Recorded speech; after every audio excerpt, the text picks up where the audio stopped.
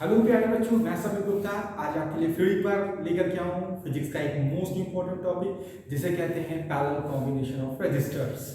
चलिए देखते हैं सर्किट एनालिसिस और कैसे सॉल्व करते हैं पैरेलल कॉम्बिनेशन ऑफ रजिस्टर्स को। तो चलिए देखते हैं क्या होता है पैरेलल कॉम्बिनेशन ऑफ रजिस्टर्स। हमने रजिस्टर्स के बारे में पहले के लेक्चर में डिस्कस करके रखा है कि जो रजिस्टर्स होता है वो बाइपोलर मींस होता है जिसके दो टर्मिनल हो, एक और दो। तो रजिस्टर एक ऐसा डिवाइस है जो बाइपोलर है, यानी जिसके दो टर्मिनल हो, टर्मिनल ए टर्मिनल बी। हम ए टर्मिनल को हायर पोटेंशियल कहेंगे और बी टर्मिनल को लोअर पोटेंशियल कहेंगे। हायर पोटेंशियल को हम हेड से और लोअर पोटेंशियल को हम टेल से रिप्रेजेंट करेंगे। तो आप देख सकते हैं कि जो करंट होगी वो हमेशा हायर पोटेंशियल से रजिस्टर के अंदर लोअर पोटेंशियल की तरफ चलेगी।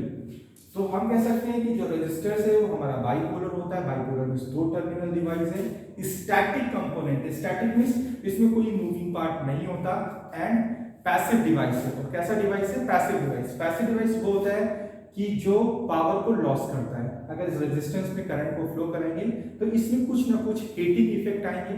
जो हीटिंग इफेक्ट्स होंगे वो एक तरह के पावर लॉसेस है हमारे सर्किट के लिए, इसीलिए इसे पैसिव कंपोनेंट भी कहते हैं। तो what is a resistor? Register is a static device क्योंकि इसमें कोई मूविंग पार्ट नहीं है। बाइपोलर यानी कि इसमें दो टर्मिनल है, एक टर्मिनल है दो टर्मिनल्स, एक हायर टर्मिनल है एक लोअर टर्मिनल है, यानी कि हायर पोटेंशियल वाले को हेड और लोअर पोटेंशियल वाले को टेल कहते हैं। हायर पोटेंशियल को पॉजिटिव से, लोअर पोटेंशियल को नेगेटिव से रिप्रेजेंट करते हैं। करंट हमेशा हायर से लोअर की तरफ फ्लो करेगी रेजिस्टेंस में। जो रेजिस्टेंस होता है वो पैसिव कंपोनेंट है। पैसिव कंपोनेंट इस सेंस में क्योंकि ये पावर को लॉस करता है। चलिए, अगर हमें समझना हो कि पैरेलल कॉम्बिनेशन कैसे अटैच करते हैं किसी भी सर्किट से, तो आप देखेंगे कि मैंने इसको सॉल्व करने के लिए चार रेजिस्टर्स ले रखी हैं, पहली, दूसरी, तीसरी और आरएन। यानी कि आरएन क्यों ले रखा है? क्योंकि आपको पता है कि 1 2 3 4 ऐसे करके अगर हम आगे की तरफ बढ़े तो कहीं ना कहीं हम एन टर्म पे पहुंचेंगे। तो जो nth टर्म वाली रेजिस्टेंस है उसको हमने आरएन से रिप्रेजेंट किया। तो आप देख सकते हैं कि ये पहली रजिस्टर है। पहले रजिस्टर का ये हेड है, दूसरी का टेल है। ये पहली का हेड है, ये पहली का टेल है। ये दूसरी का हेड है, ये दूसरी का टेल है। ये तीसरी का हेड है, ये तीसरी का टेल है। ये चौथी का हेड है, ये चौथी का टेल है। अगर हम सारे हेड को एक टर्मिनल से अटैच कर दें तो देखिए सारे हेड को हमने एक टर्मिनल ए से अटैच कर दिया और सारे टेल्स को हम दूसरे टर्मिनल बी से अटैच कर दें तो ये देखिए हमने बी से अटैच कर दिया। इसे ए इसलिए कहा, ए होता है हमारा हायर पोटेंशियल। तो आप देखेंगे ये हमारा कैसा है? हायर पोटेंशियल से अटैच है। ये हमें स्विच को क्लोज करने के बाद एनालिसिस कर रहे हैं। तो ये हमारा हायर पोटेंशियल होता है, ये लोअर होता है, ये हायर होता है, ये लोअर होता है।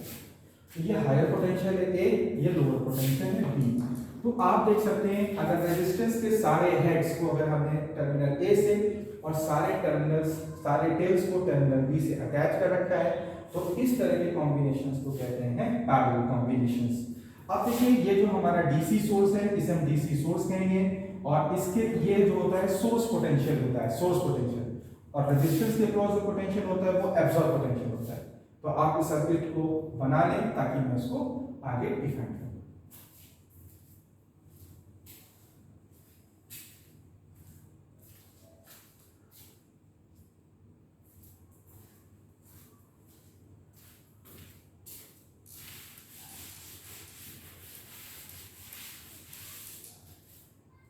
चलिए देखते हैं पॉइंट टू रिमेंबर में हमें पैरेलल कॉम्बिनेशंस के कौन से पॉइंट्स याद रखने पड़ेंगे। तो इसके 3 पॉइंट्स हमें याद रखने पड़ते हैं ताकि हम किसी भी कॉम्बिनेशंस को, पैरेलल कॉम्बिनेशन को इजीली सॉल्व कर सकें। तो पहला पॉइंट है कि हम कैसे पहचानेंगे कि वो पैरेलल कॉम्बिनेशन है। तो आप देखेंगे सारे के सारे हेड्स जो होंगे वो एक टर्मिनल से कनेक्ट होंगे और उस टर्मिनल को हम हायर पोटेंशियल कह रहे हैं, जबकि दूसरे सारे के सारे जो टेल्स होंगे वो बी टर्मिनल से अटैच होंगे, यानी कि लोअर पोटेंशियल से अटैच होंगे। अगर सारे के सारे हेड्स एक टर्मिनल से, सारे के सारे टेल दूसरे टर्मिनल से अटैच होते हैं, इस तरह के कॉम्बिनेशंस को पैरेलल कॉम्बिनेशन कहते हैं। तो देखिए सारे हेड्स जो है वो एक टर्मिनल से सारे केबल दूसरे टर्मिनल से अटैच होते हैं। ये हमारा पहला पॉइंट टू रिमेंबर रहेगा आपके लिए। चलिए देखते हैं दूसरा पॉइंट। अब आप देखेंगे कि अगर ये हमारा जो है जो ये डीसी सोर्स है, इसे सोर्स पोटेंशियल कहते हैं। तो इस रेजिस्टेंस के अक्रॉस जो पोटेंशियल होगा इसे V1 कहेंगे, जो कि इसी सोर्स पोटेंशियल के बराबर होगा। रेजिस्टेंस के अक्रॉस जो पोटेंशियल होता है उसे एब्जॉर्ब पोटेंशियल कहते हैं। ये एब्जॉर्ब पोटेंशियल, इसके अक्रॉस जो पोटेंशियल होगा एब्जॉर्ब होगा, इसके अक्रॉस जो पोटेंशियल होगा एब्जॉर्ब पोटेंशियल होगा, इसके अक्रॉस जो पोटेंशियल होगा एब्जॉर्ब पोटेंशियल होगा। लेकिन जो बैटरी या सोर्स के पास जो होगा वो सोर्स पोटेंशियल होगा। तो आप देखेंगे ये जो है ये भी एब्जॉर्ब पोटेंशियल है 2 का, लेकिन वो भी V के बराबर है। और जो इसका V3 है, इसका जो एब्जॉर्ब पोटेंशियल है वो भी V के बराबर है। तो आप देखेंगे जो इसका Vn का जो सोर्स पोटेंशियल है, एब्जॉर्ब पोटेंशियल है, वो भी सोर्स पोटेंशियल के बराबर है। तो सोर्स पोटेंशियल क्या है, जो बैटरी के पास होता है, और एब्जॉर्ब पोटेंशियल क्या होता है, जो रेजिस्टेंस के पास होता है। तो पॉइंट नंबर 2 हमें याद रखना है।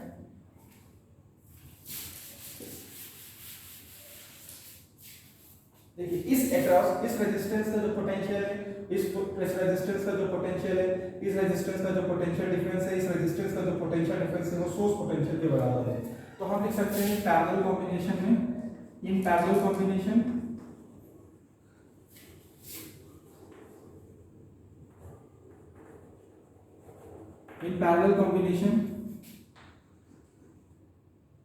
all potential difference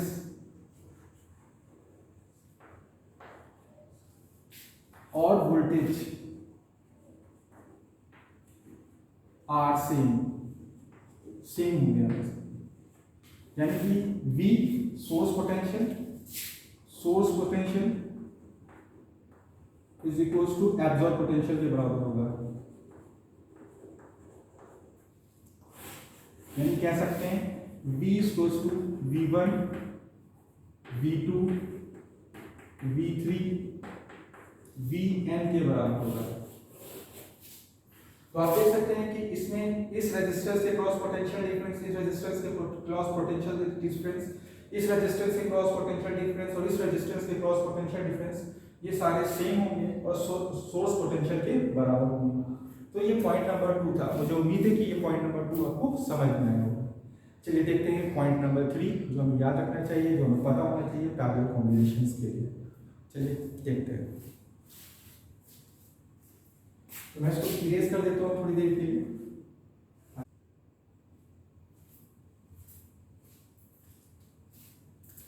चलिए देखते हैं तीसरा और most important point. In parallel combination the current in a branch are always different, यानी कि ब्रांचेस में जो करंट होगी उसकी वैल्यू डिफरेंट होगी और जो मेन करंट होगी उसकी भी वैल्यू डिफरेंट होगी। करंट की वैल्यूज डिपेंड करती है रेजिस्टेंस पर, तो जो रेजिस्टेंस का मैग्नीट्यूड होगा उसके करस्पॉन्डिंग या उससे रिलेटेड उस या उस पर डिपेंड करने वाली करंट की वैल्यू डिपेंड करेगी। तो चलिए देखते हैं। ये हमारा हायर पोटेंशियल है। आप सभी को पता है कि करंट हायर पोटेंशियल से लोअर पोटेंशियल की तरफ मूव करती है, तो हायर पोटेंशियल से करंट लोअर पोटेंशियल की तरफ मूव करेगी। लेकिन ये जो करंट I1 आएगी इस नोड पर क्या होगी, करंट डिवाइड हो जाएगी। तो पहली ब्रांच में करंट जाएगी I1, दूसरी ब्रांच में करंट जाएगी I3, तीसरी ब्रांच में करंट जाएगी I3, चौथी ब्रांच में करंट जाएगी IN। पहली ब्रांच में जो करंट इंटर करेगी I1 इंटर करेगी, I1 रेजिस्टेंस होते हुए I1 इधर से लीव करेगी। तो ये था सर्किट डायग्राम और करंट एनालिसिस, यानी कि हर ब्रांच की करंट हमेशा कैसी रहेगी, डिफरेंट रहती है, सेम नहीं होती। ये थी हमारा तीसरा पॉइंट। चलिए आइए देखते हैं कि हम डेरिवेशन कैसे करेंगे। पैरेलल कॉम्बिनेशन के लिए डेरिवेशन क्या रहेगा, चलिए देखते हैं। तो आपको ये 3 पॉइंट्स मुझे उम्मीद है कि याद रहेगा। डेरिवेशन देखते हैं कि कैसे करते हैं।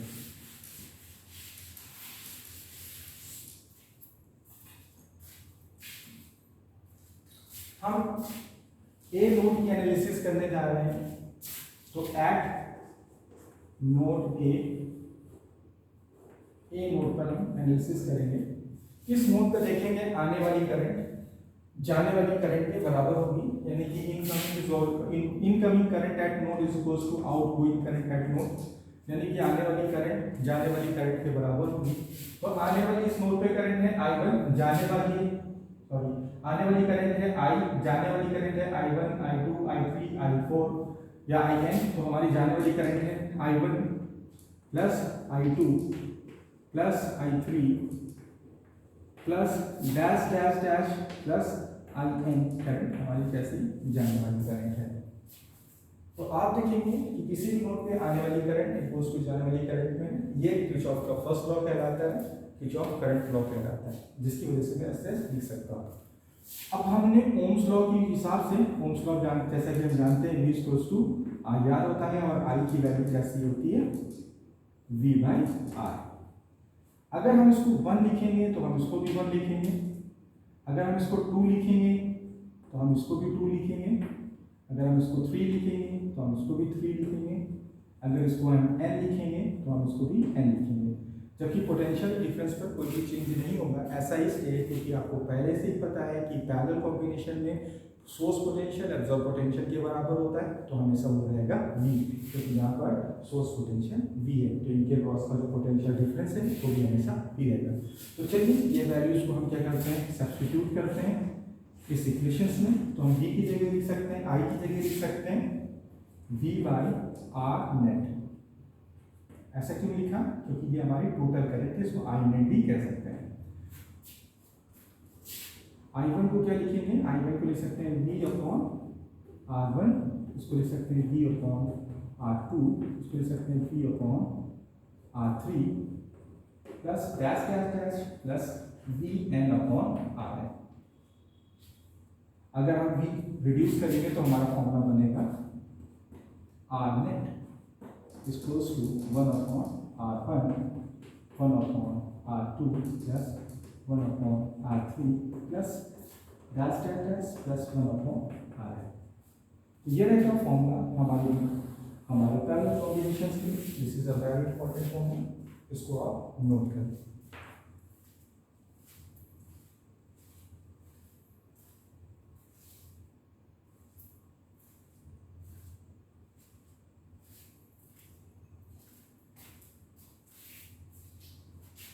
चलिए इसको हम क्या करते हैं, इरेज करते हैं।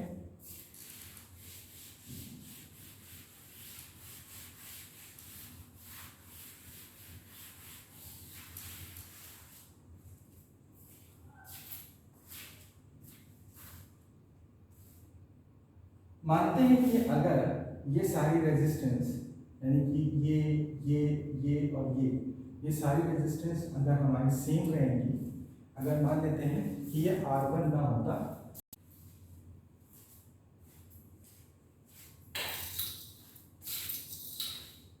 आइए देखते हैं कि तब क्या होगा जब ये रेजिस्टेंस की वैल्यू मैग्नीट्यूड जो होगा वो सेम होगा। पहले केस में जो रेजिस्टेंस का जो मैग्नीट्यूड था वो डिफरेंट था। अभी देखते हैं कि तब क्या होगा फॉर्मूला जब इन रेजिस्टेंस का मैग्नीट्यूड होगा सेम। तो मान लेते हैं कि हमारी जो पहली रेजिस्टेंस जो कि पहले R1 थी, अभी R हो गई है, ये भी R हो गई है, ये भी R हो गई है और ये भी R हो गई है, यानी कि सारी रेजिस्टेंस हमारी रहेगी R। तो देखते हैं कि क्या होगा हमारा नेक्स्ट फॉर्मूला। तो फिर हम एनालिसिस करेंगे एट नोड A। इसमें क्या होगा, आने वाली करंट इसको जाने वाली करंट के बराबर होगी I, इसको I नेट लिख सकते हैं, इसको equals to I1 plus I2 plus I3 plus dash dash dash IN लिख सकते हैं। हम मेन करंट को I नेट यानी कि टोटल करंट कह रहे हैं, क्योंकि इस नोड पर आने वाली करंट यही और ये इन सब का एल्जेब्रिक सम इसके बराबर होगा। या इस नोड पर देख सकते हैं ये सारी करंट आ रही है, तो इन सब का एल्जेब्रिक सम जाने वाली करंट के बराबर होगा। तो यानी कि I net is a total current. चलिए देखेंगे इसमें रेजिस्टेंस की वैल्यू है सेम, तो ओम्स लॉ के हिसाब से हम इसको लिख सकते हैं V/R इक्विवेलेंस या नेट लिख सकते हैं इज इक्वल्स टू, अभी चलिए मैं नेट लिख देता हूँ क्योंकि ये नेट करंट की पोटेंशियल सेम था तो नेट रेजिस्टेंस रहेगी। इसको लिख सकता हूँ V/R, इसको लिख सकता हूँ V/R, इसको लिख सकता हूँ V/R plus dash dash dash plus V upon R। मैं R1 R2 R3 क्यों लिख रहा हूँ, क्योंकि मैंने यहाँ पे सारे रेजिस्टेंस का मैग्नीट्यूड सेम लिया है। तो V को कॉमन करके रिड्यूस कर देंगे, तो अगर V को कॉमन करके रिड्यूस कर देंगे तो आएगा V नेट इसको 1 upon R plus 1 upon R plus 1 upon R plus dash dash plus 1 upon R। अगर इन सब का हम उसको रिजॉल्व करेंगे, उसको सॉल्व करेंगे, तो इसको सॉल्व करने के बाद ये पर 1 2 3 n टाइम्स अगर मल्टीप्लाई होगा तो ये हो जाएगा, ये Rn रेजिस्टेंस थी, ये Rn रेजिस्टेंस थी, तो पर ये सब जुड़ेंगे तो n टाइम्स ऐड होंगे तो n बाई R हो जाएगा, तो इधर हो जाएगा 1 अपॉन R नेट। इसका रेसिप्रोकल करेंगे तो R नेट हो जाएगा हमारा ऊपर, ये फॉर्मूला हो जाएगा R अपॉन n का। तो ये हमारा जनरल फॉर्मूला रहेगा किसके लिए, जब हमारा सारे रेजिस्टेंस पैरेलल में कनेक्ट होंगे और उनका मैग्नीट्यूड होगा सेम, तो हम इस फॉर्मूले का अप्लाई करेंगे। तो यहाँ पर दो टर्म आपको यहाँ पर सामने दिख रहे हैं, एक R और दूसरा N। तो व्हाट इज द R और व्हाट इज द N, मैं इसको बता देता हूँ क्या है आपका। जो यहाँ पर R है ये है मैग्नीट्यूड ऑफ रजिस्टर, जो n है यहाँ पर वो है नंबर ऑफ रजिस्टर, कितनी रजिस्टर लगी है, इसमें कितनी लगी है, n लगी हुई है। और जब जैसा कि आपको पता है R नेट का मतलब होता है R टोटल या R इक्विवेलेंस।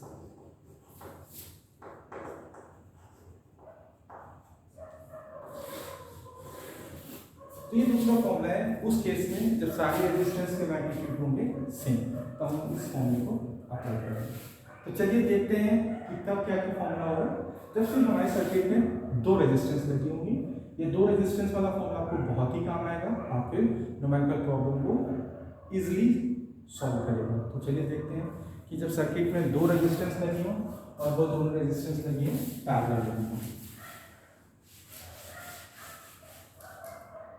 तो अभी देखिए सर्किट में सिर्फ दो रेजिस्टेंस लगी हुई है, पहली R1 दूसरी R2 लगी है। तो इसके लिए जनरल फॉर्मूला रहेगा पैरेलल सॉल्व करने के लिए,